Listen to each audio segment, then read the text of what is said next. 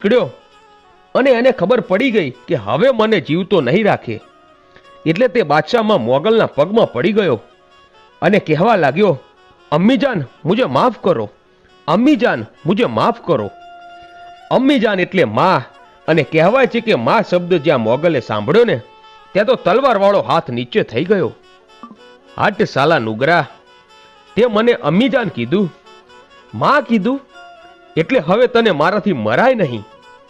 જ્યાં ભાગ તારા કડીમાં પાછો જતો રહે, અને આજ પછી જો કોઈ બેન દીકરીની સામું ઊંચી નજર કરીને જોયું છે ને તો તને મારી નાખીશ.